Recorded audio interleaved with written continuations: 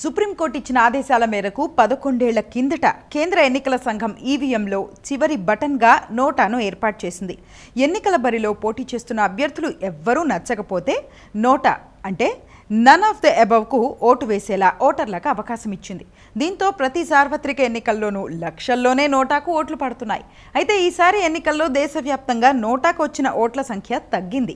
దేశవ్యాప్తంగా నోటాకు 63,72,220 ఓట్లు నమోదయ్యాయి. అత్యధికంగా బీహార్లో 8.97 లక్షల ఓట్లు నోటాకు రావడం విశేషం. ఉత్తరప్రదేశ్లో 6.34 లక్షలు, మధ్యప్రదేశ్లో 5.32 లక్షలు, పశ్చిమ బెంగాల్లో 5.22 లక్షలు, తమిళనాడులో 4.61 లక్షలు, గుజరాత్లో 4.49 లక్షలు, మహారాష్ట్రలో 4.12 లక్షలు, ఏపీలో 3.98 లక్షలు, ఒడిశాలో 3.24 లక్షల ఓట్లు నోటాకు పడ్డాయి. 2019 ఎన్నికల్లో 65.22 లక్షల ఓట్లు నోటాకు రాగా ఈసారి 63.72 లక్షలు మాత్రమే వచ్చాయి.